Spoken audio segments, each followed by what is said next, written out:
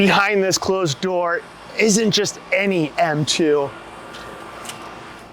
but the all-new M2 CS. This car was built to break lap times like it recently did at the Nürburgring, where it set a lap time is 7:25, which is just flying. But BMW M has worked its magic, and supposedly this is also capable to daily drive, and that I'm going to test out today. This car is ridiculous. It has carbon fiber everywhere, like this rear diffuser, the rear trunk lid with its ducktail wing.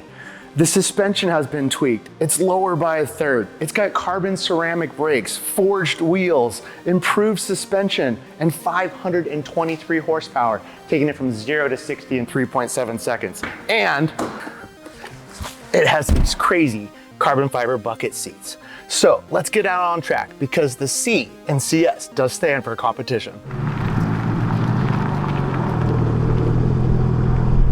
So how far has BMW pushed this G87 platform? Let's find out on the autocross track.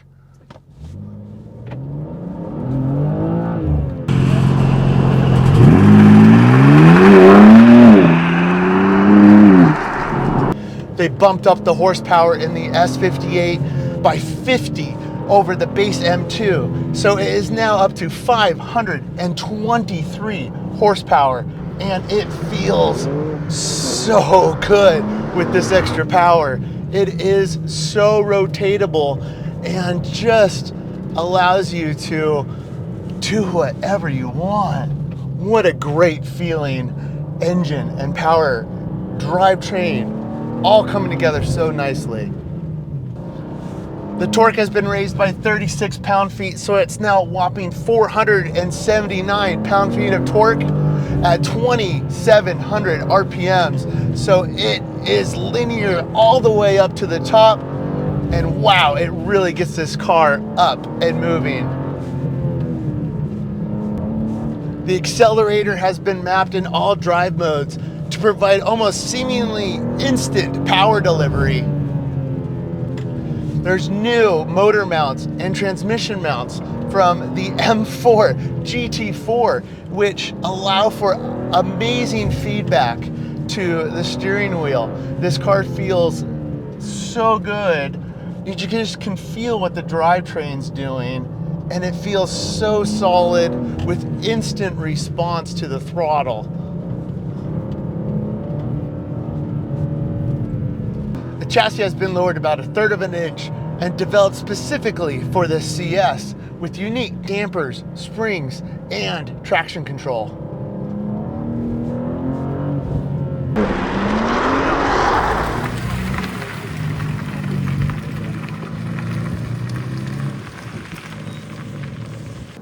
Okay, we turned DSC off on this run. Ready to go? Let's go.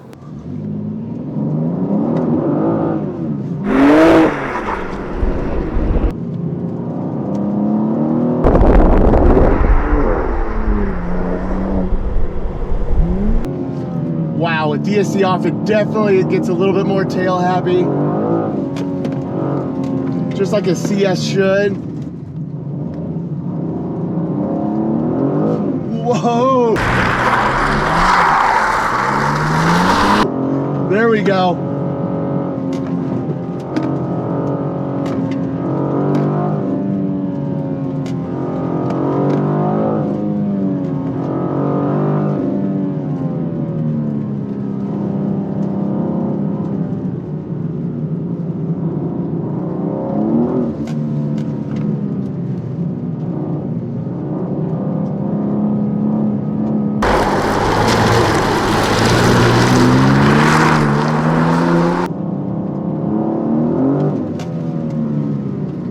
Yes, okay, DSC off is really nice. I wish it was on the cups, because it definitely likes to kick out the rear end. That's what I expect from a CS.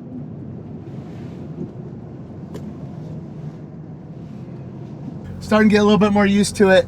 Definitely likes the rear end to come out a little bit. It's a lot more lively than the base model M2, which is what you expect.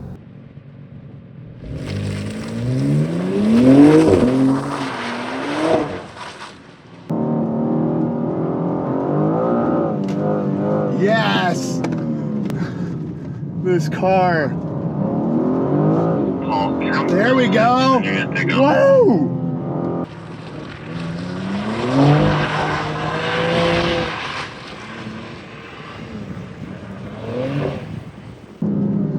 These decreasing radiuses makes it a little bit harder to get the back end to kick out, but it definitely still likes to do it. Oh, yes.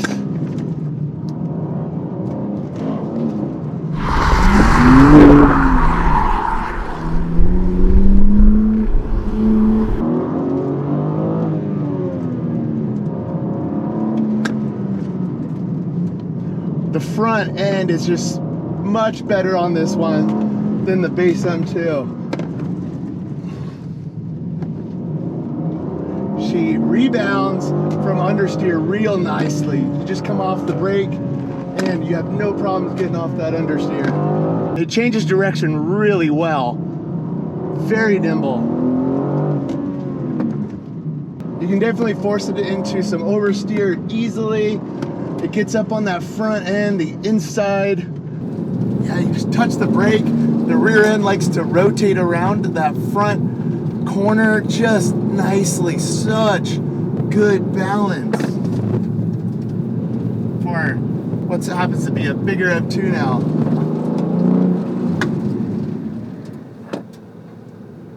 Wow.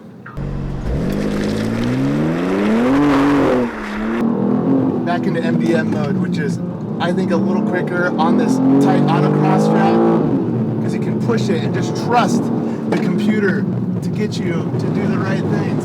It's gonna bog me down a little bit right there as I dove in on the front end a little bit too much.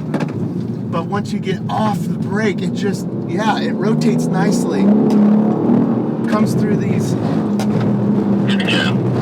Whoa, here we go. Here we go. Tried pushing it a little bit harder that time, and it definitely kicks out, but it's so progressive. I was definitely able to easily bring it back under control.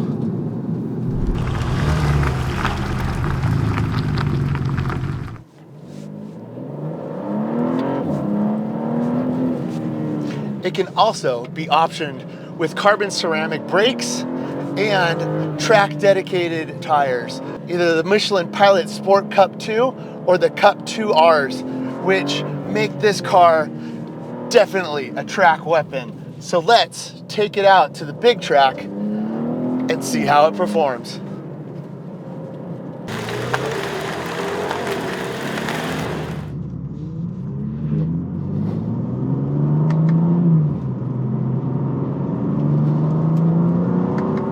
M2 CS out on the Laurens Proving Grounds. Michelin Pilot Sport 4S. Okay. This is such an impressive car already.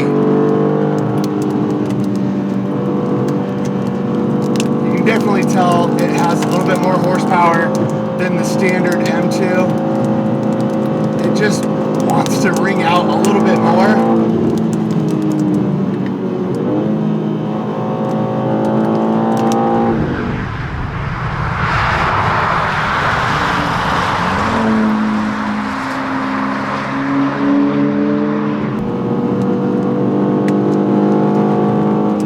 Up over 100. Power to weight just feels on point with this car.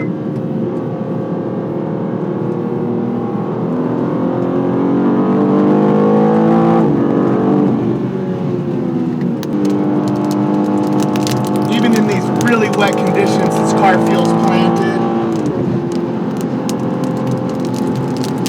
Just like the base M2, which felt like it had so much traction. This feels like it's still really planted, but just has a little bit more feel, gives a little bit more feedback between the steering wheel and the car. I feel a little more connected to it.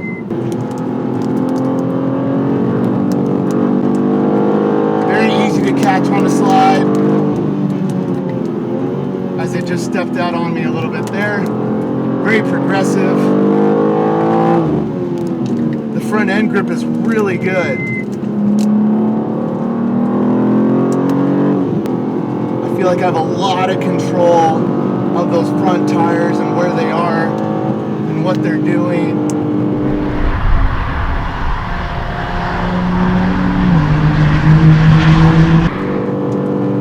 It does like to get up on the front end.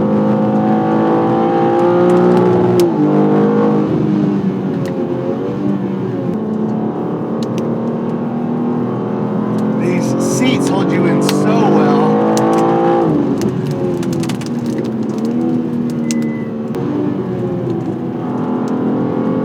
Brakes, wow. It really gets on its brakes. These carbon ceramics, even in this cold weather, seem to be really good.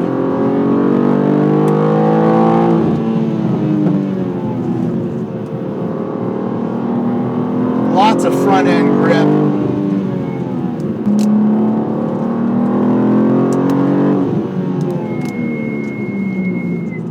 Carbon ceramics squealing at me.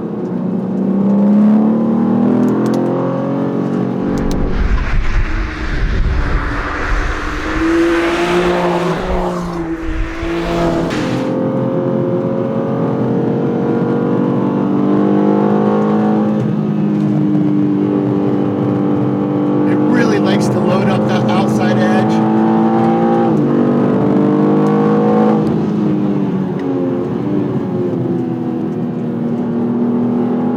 And just like in the F87 GS, the rear end is just a little bit more lively, making it just a little bit more fun.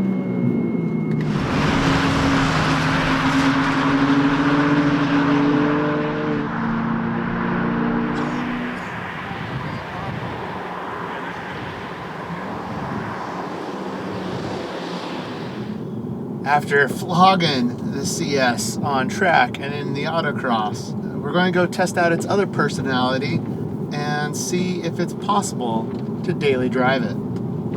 So we're going to leave Michelin Laurens Proving Grounds right now and take this M2 CS out onto the public roads and see how it can handle some South Carolina country roads.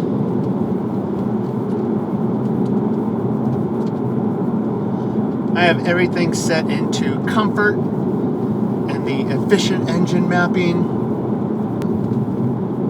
It is on Michelin Pilot Sport 4S tires, so a aggressive, high performance street tire.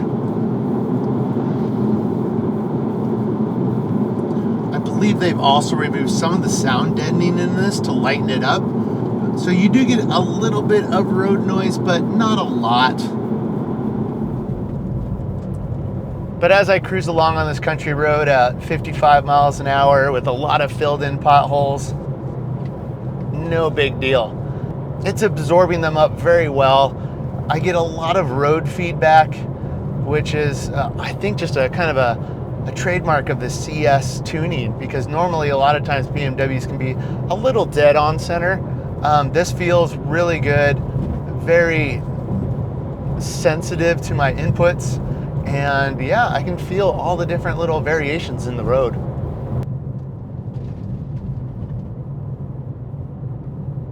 Now, could I live with this on a day-to-day? Well, these bucket seats are a little bit annoying, especially the center piece. You get used to it after a while, but it is there. But everything else, no problem. I mean, you buy an M2 CS with the thinking of it being that high performance car, so you got to give up a little bit in your day-to-day driving to get that performance that you want out of it. I mean, it has everything you need for a daily driver as well. CarPlay, Android Auto, wireless charging, no armrest or cup holder, but you probably wouldn't want coffee in here anyways, as you wouldn't want to spill it on these amazing seats. Being fairly tall at a little over 6'2", it's nice to have the flat bottom steering wheel. It really helps on day-to-day driving.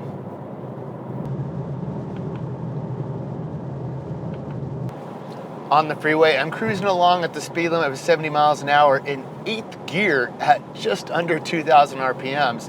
So it's actually kind of comfortable here on the freeway.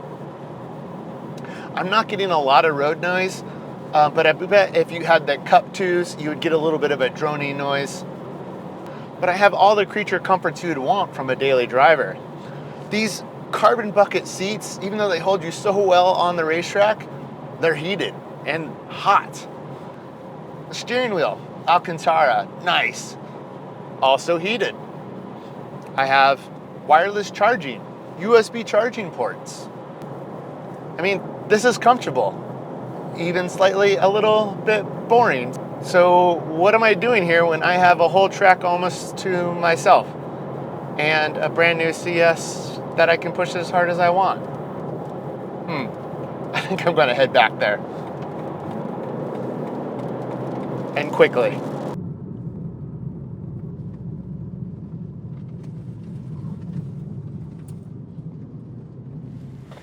So I've come back to the autocross course because I think this is where this car really shines today.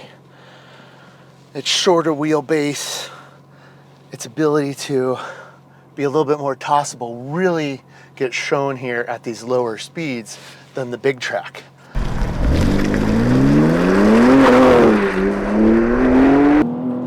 So at a premium, $20,000 more than the base M2, is this CS worth it? And from the moment I got in it and started driving, I knew it was. Not only because it will retain its value because it's a limited edition like the previous CS, but because with the more power, the revised suspension, and all the tuning that they've done, this car has come to life. It is a lot more rotatable. The rear end is lively, like in the F87 CS.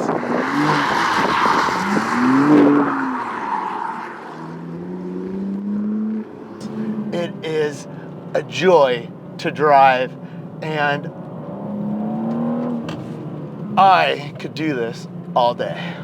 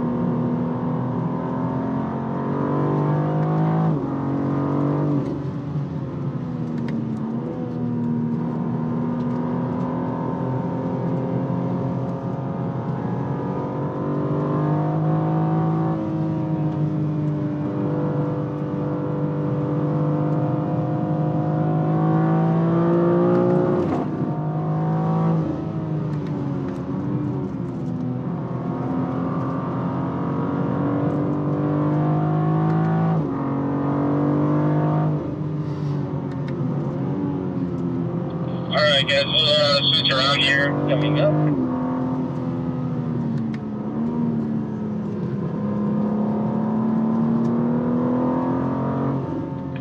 Paul, you can go right, mate, if